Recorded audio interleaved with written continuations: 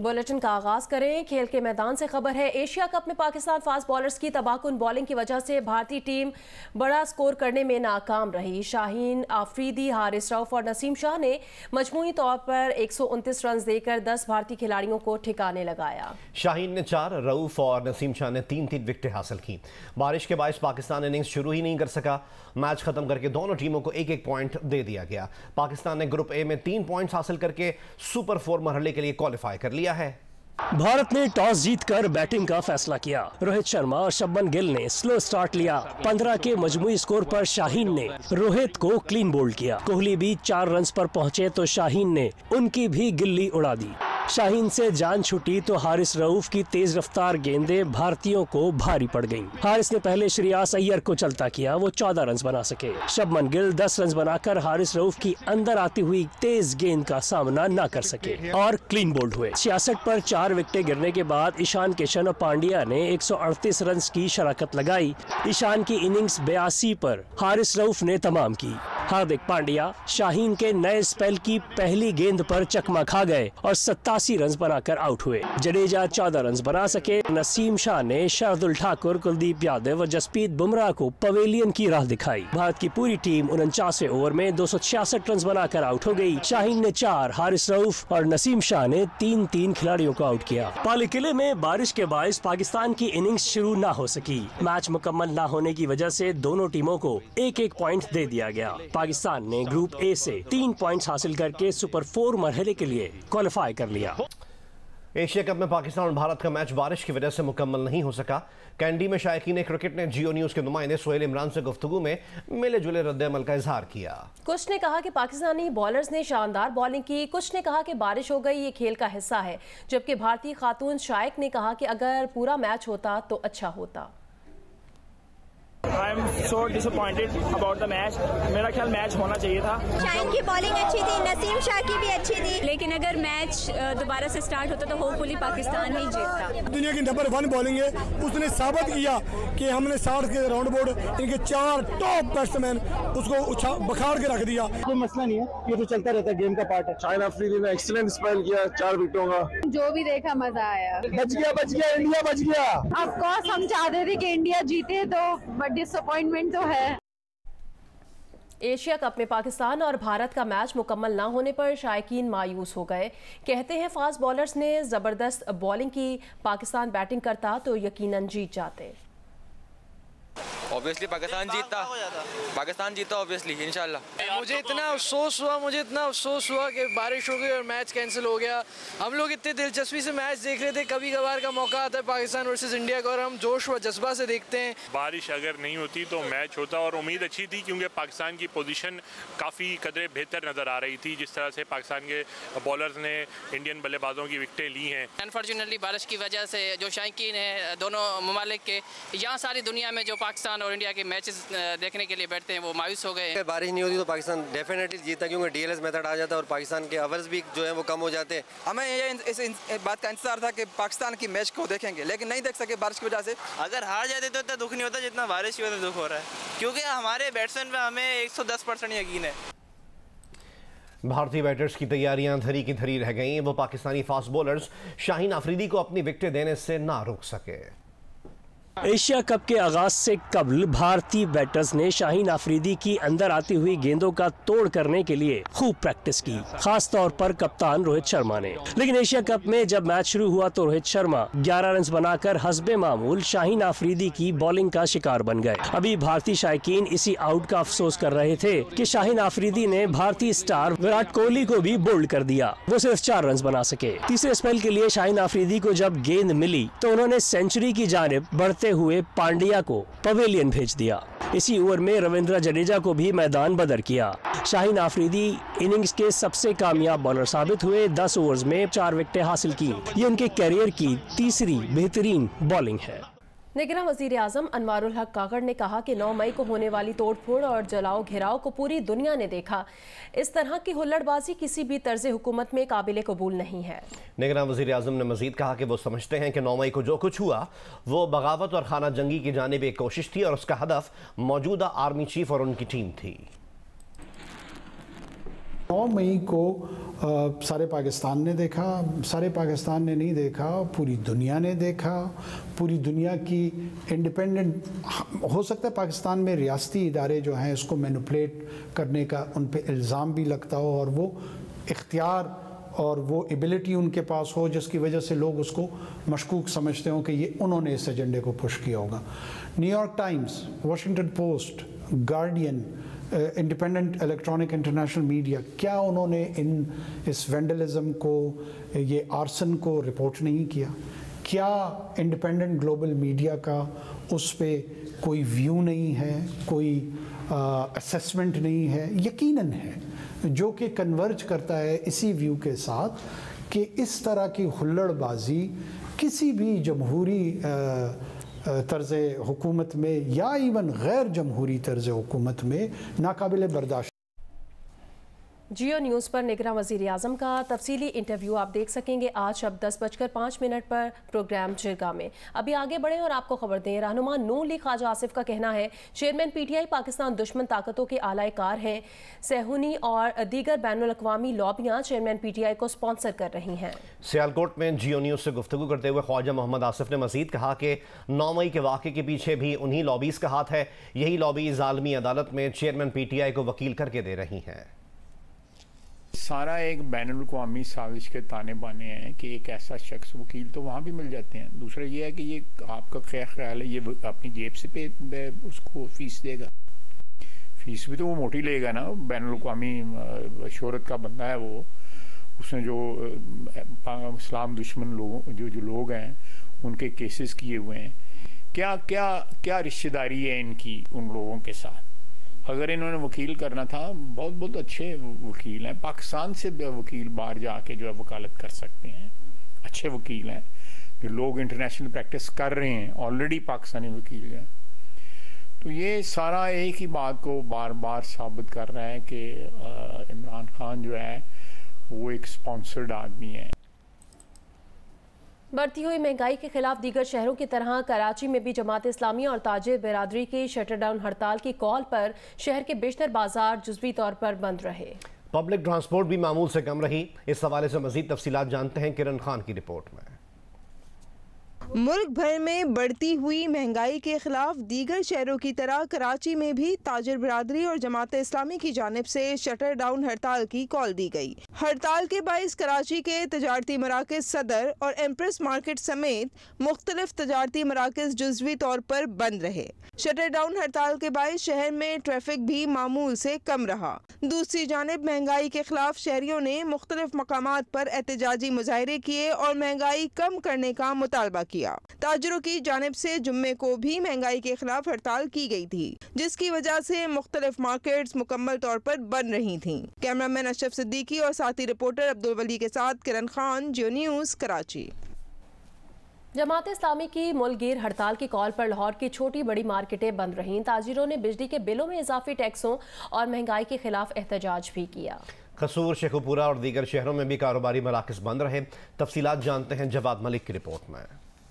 जमात इस्लामी की हड़ताल की कॉल पर लाहौर में तमाम बड़ी मार्केटें और कारोबारी मराकज़ बंद रहे। हॉल रोड, माल रोड, अनारकली, आबिद मार्केट और लिबर्टी मार्केट्स में छोटे बड़े कारोबारी मराकज़ में दुकानें बंद रहीं। पंजाब बार और लाहौर बार की कॉल पर वकला ने भी हड़ताल की और मातहत अदालतों में पेश ना हुए।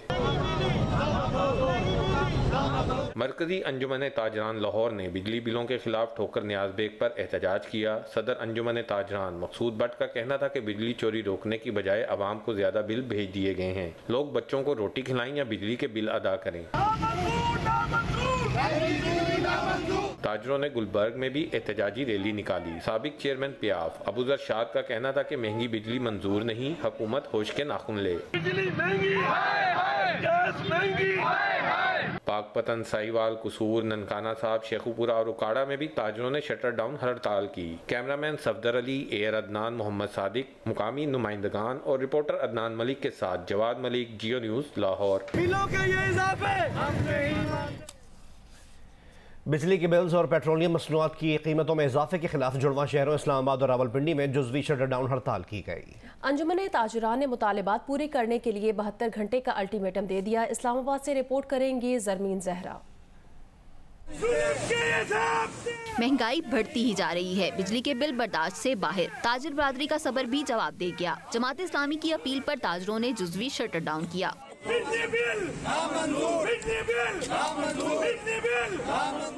बढ़ती महंगाई पर शहरी कहते हैं अब तो बिजली का बिल देना ही नहीं, जीना भी मुश्किल हो चुका। गरीब आदमी जो 20-25 हज़ार तनख्वाह ले रहे वो बिल दे पेट्रोल खरीदे। बिजली के बिल इस हद तक ज़्यादा हो गए हैं कि वो पाकिस्तानी इमाम पे करने के काबिल नहीं रहे। बिल देना नहीं बल्कि जिंदा जीना जो है ना, जीना बहुत मुश्किल हो गया, नामुमकिन सा हो गया है। इस्लामाबाद की मेलोडी मार्केट में अंजुमन ताजरान ने बिजली और पेट्रोल की कीमतों में इजाफे के खिलाफ एहतजाज किया। ताजरान का कहना था कि निगरान हुकूमत ने 72 घंटों में मुतालबात पूरे न किए तो सख्त रद्द अमल आएगा। कैमरामैन रिजवान शाह के साथ जरमीन सहरा, जियो न्यूज़, इस्लामाबाद। बिजली के बिल लोगों पर बिजलियां गिरा रहे हैं। बिजली इतनी ज़्यादा महंगी हो चुकी है कि मुल्क भर में एहतजाजी मुजाहरे भी हो रहे हैं। बिजली के 1 यूनिट की औसत कीमत 42 रुपये तक पहुंच चुकी है। नादहिंदगान तकरीबन 2000 अरब रुपये दबाए बैठे हैं। तफसीलात जानते हैं सैफुर रहमान की रिपोर्ट में।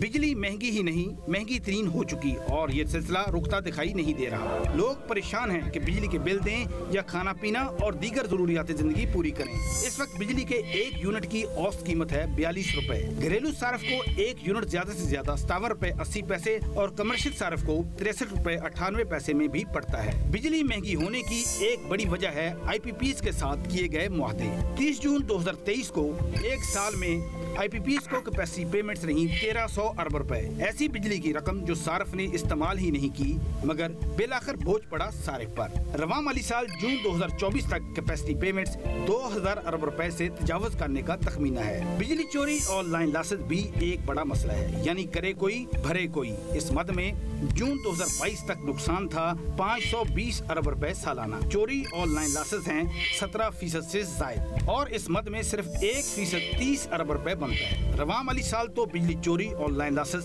तकरीबन 700 अरब रुपए तक पहुंचने का खदशा है। ये बोझ भी उठाना पड़ता है उन्हीं सार्फिन को जो बिजली के बिल अदा कर रहे हैं। नादहिंदगान भी एक बड़ी वजह है। नादहिंदगान की तरफ बिजली बकाया जात जून 2022 तक 1498 अरब रुपए थे और अब तक 2000 अरब रुपए से जायद होने का तखमीना है। सिर्फ माली साल 2021-22 में 10 बिजली तकसीम कर कंपनियों ने सार्फिन को 2423 अरब 29 करोड़ रुपए के बिल भेजे, जिसके बदले 2193 अरब 37 करोड़ रुपए वसूल हुए। बाकी रकम 230 अरब रुपए डिफॉल्टर्स हजम कर गए। गर्दिशी कर्जा जून 2023 तक 2310 अरब रुपए था और रवां माली साल इसमें मजीद इजाफे का खदशा है। डॉलर महंगा होने से भी बिजली महंगी हो रही है। सैफुर रहमान, जियो न्यूज़, इस्लामाबाद।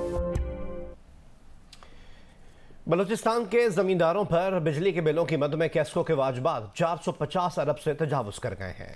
बिजली के टैरिफ में इजाफे से जहां जमींदारों की मुश्किलात बढ़ गई हैं, वहां सूबे में ज़राअत के शोबे पर तबाही के खदशात भी मंडलाने लगे हैं। नदीम कोयटा से देखिए नदीम कौसर की रिपोर्ट। बलूचिस्तान में बिजली की 730 फीडर में से 400 फीडर ज़राई इलाकों में हैं, जिन्हें दिन में 6 से 8 घंटे बिजली मिलती है। कैस्को के बिजली के बिलों की मद में जमींदारों पर वाजिबात 450 अरब रुपए से तजावुज कर चुके हैं। जमींदार अगरचा इस रकम को मुतनाज़ा करार देते हैं, मगर अब बिजली का टैरिफ बढ़ने से बिजली के बिलों में मजीद इजाफे ने सूबे के ज़मींदारों को परेशान कर रखा है। 20 घंटे में हमें सिर्फ 6 घंटे मिलती है या फिर 8 घंटे मिलती है, इससे ज़्यादा हमें बिजली नहीं मिलती।